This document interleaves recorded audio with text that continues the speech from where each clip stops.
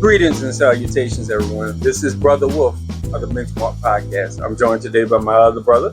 I'm the favorite brother, Warren B. Collins here. So, everyone, I got a story to tell you. Yes, he does. And it's related to our previous podcast that we did on car needs. So, everyone, this is a situation. No. I always say when something goes wrong and I take my credit for it, can you take your credit for not being prepared? I take my credit for not being prepared in this situation. All right. So, Reposado is strong. So everyone, at the start of this situation, I am at work. I receive a call from my daughter and my wife saying that there is this distressful situation happening at the house. They need dad to come home. So I get my stuff together at work. My shift is over. I'm getting it together. And they say, hey, Dad, I have a flat. That's what my daughter says to me. It's my oldest daughter. She has a flat on her car. So I go ahead and I start heading home. I get home and I spend about 15 minutes in order to go ahead and decompress before I actually go out in order to check and take a look at it. My daughter, who is sitting in the other room, and she has gone to sleep because she, it's a situation whereas she's thinking about, what's coming up and everything like that. The headache and all that other stuff. And the fact that it costs money in order to go ahead, call somebody in order to tow out, get the car to the shop. She just recently had gotten a tire, and unfortunately it was a used tire because, we just don't. Yeah. So this is. So just so people can get an idea, though, how old is your eldest daughter? My oldest daughter is 27. Okay. So she's 27 years old, and she has her little car, Moon, who she calls it. And I didn't even tell me that. Yeah, that's the name of her car. She, like all great car owners, she names her car. So wait. Consider what I know of her. She wouldn't have did it like Luna or Artemis or something like that, just Moon. Yeah, I guess she thought, well, that would be, simple. And also, I think one time she saw like the moon shining off of it when she first got the car. It was just really pretty. Okay, yeah, whatever. Yeah. Cool. And so, that it technically in her mind, that's her first child, right behind Madonna, who's, her cat. So, other than that, I get ready to go outside. And so as I'm going outside, she's still in the bedroom asleep. I'm like, well, Dad's going to go ahead and work on this situation for her and, have everything set up so that when she wakes up, it'll be kind of starting. So I said, well, I have a tire inflator. Me and my brother just did the podcast on it. I actually have two of them in my car now. And where did one of them come from? One of them came from my brother. And now I'm hoping one of them is in her car. Yeah. So, but with that being said, I go ahead and I use my tire inflator first, and it's the one that I have, which is also the jump starter. And so I go ahead, put it on there, started running. Tire's not popping up. It's not inflating. So I'm like, this is interesting. So before I know it, she's behind me because somebody's messing with Moon. Immediately, her spider senses are tingling. I didn't know she was that bad. Okay. So she's behind me. She's like, yeah, it doesn't seem to be, inflating. So I'm like, yeah, I noticed. So I say, well, maybe it's my inflator. So I take and go ahead and take that one out and then get the one that my brother gave to me. That mine, you have to charge, and you charge it and then it inflates. The one my brother gave to me, you put in the car charger, and it automatically, you don't have to charge it. Yeah, it runs off the car battery. So put that on there. You can feel it's going, all that other stuff. Did you really have to do the Busta Rhymes make it clap? Guess what? Tire still doesn't inflate. I figured that part because I know my part in the story. So next thing that happens is I'm like, well, oh crap. So what are we gonna do about this situation? So then my daughter is sitting up there talking to me, and she's like, "Yeah, I'm not sure how we're gonna get it to the shop in order to go ahead and do it." I said, "Well, I guess in this case, the only thing we're gonna do is since we don't have the money right now in order to pay for a tow." I said, "We'll just go ahead and we'll go ahead and jack it up, change it up." So what winds up happening next is I take and go ahead and look at in the car and realize that she doesn't have all the parts to her jack, or we don't think that she has all the parts to her jack. And then I look at my car and I realize, wait, it doesn't look like I have all the parts to my jack either. I don't know exactly why that is. And the funny thing is I'm like, well, what are we going to do in this situation? So finally I say, well, this was last Sunday. So for those people that don't know, Benchmark Podcast records on Sundays. That's when we do our recordings for our show. Typically speaking, there's time. But it's a rarity that we haven't done it on Sundays. But what winds up happening is, so I'm like, well, let me tell my brother that, hey, I'm going to be, a little bit late because we got to get this situation settled and everything like that. And then once we do, that'll be fine. But then I said, you know what? When I call my brother and tell him that, if he happens to go ahead and have a jack in order to go ahead and jack up the car, that'll help us with one part of the situation. So I give my brother a call and I say, hey, do you have a jack? He said, first of all,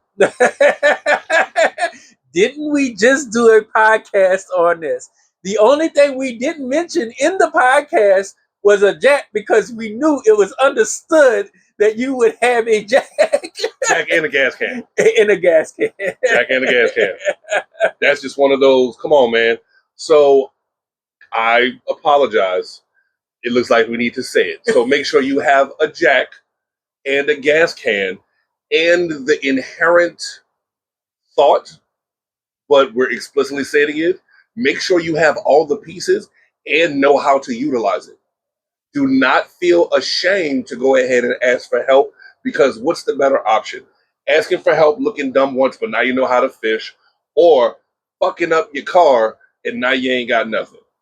Right. And to be quite honest, as we're sitting out there, and I'm jumping ahead a little bit though, so as I'm going out there and I'm teaching this eldest daughter how to go ahead and change out the tire, the neighbor from across the street, what you doing, man? I'm like, oh no, I'm letting her do. Oh, okay. And my baby girls know how to do the whole thing. Which, to let y'all know, the neighbor across the street, come to find out, is a mechanic. Can't make it up. No, he's not a mechanic. He's technically a technician. Remember, he works for SNWB. He just does a lot of mechanic work on the side.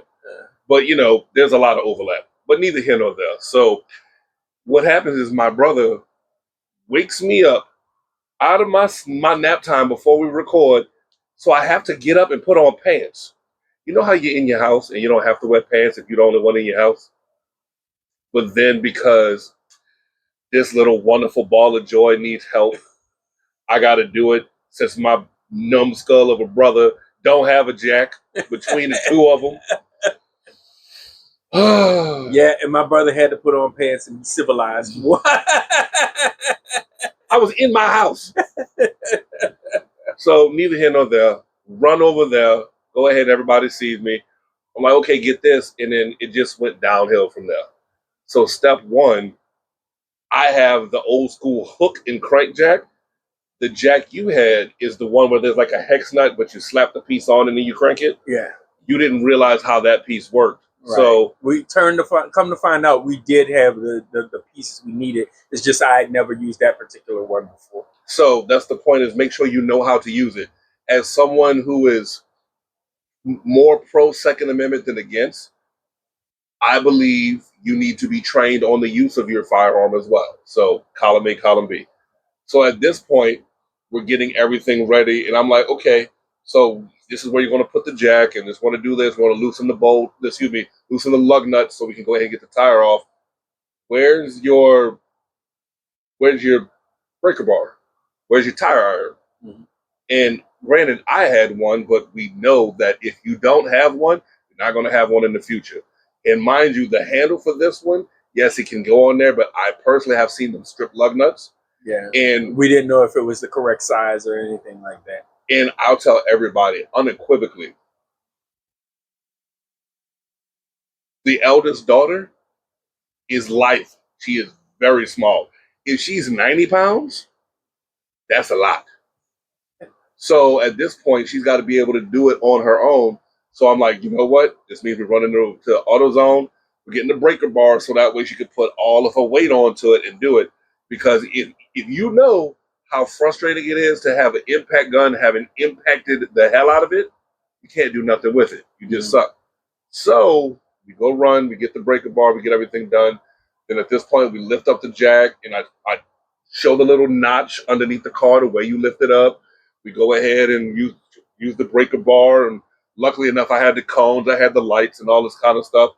And to her credit, she said, "Now I understand why mechanics charge so much." Right. You know, so we went through the whole thing, and she was able to change her tire. And yes, as the mean uncle, I made her sit there and do it all herself. Now, granted, for the lug nuts to break them, like there was one where I had walked away for a second, and you were having trouble breaking one of the nuts too. Because the only time it had ever been done before was using the impact wrench because it was at a shop. Yeah. So of course, they had never been actually broken as it is, break. So one of the things that we've learned is, and that she learned as well, is that depending on your body weight, level of, constitution, because what if you're an older person? That's a waste of your time to be trying to do that. You know what I mean? If you're more frail. So you might want to consider getting the hydraulic jack and getting an impact gun. So that way, zip, zip, zip, zip, zip. And if anybody has used the impact gun or a drill or whatever, you know how much time it saves. You know why you have it. Mm-hmm. And it's just one of those that makes sense. So we know that at this point, we're probably going to return the breaker bar, keep the impact socket, and then go ahead and get her an impact gun from Harbor Freight and be like, this is what you use from now on. You just got to make sure it's charged. Right. And boom. And then, because what is Moon? A Nissan Altima. So we know we got to get a 2-ton because it's a smaller size sedan. Right. But this is something that I failed to mention on the podcast previously, is that be considerate of your actual abilities of lifting. So imagine if somebody has a bad back. They can't be bent over doing all that stuff. We need to be able to change this tire and move on. So I apologize about that. And like I said, there's an inherent assumption, but if we're trying to teach, we can't make that assumption. So I apologize for failing you guys. And seeing it with my should-be goddaughter, seeing it with her, she's frustrated. She's like, I can't do it. And I'm like, she's putting all her little weight on it, and it was adorably bad. Right. It's adorable. Like she's trying, like it's like when you're little and you're trying to help move the fridge or the dresser, and you really not doing nothing, but nobody tells you to move out the way because it's so cute. You were there. Yeah. It was exactly like that.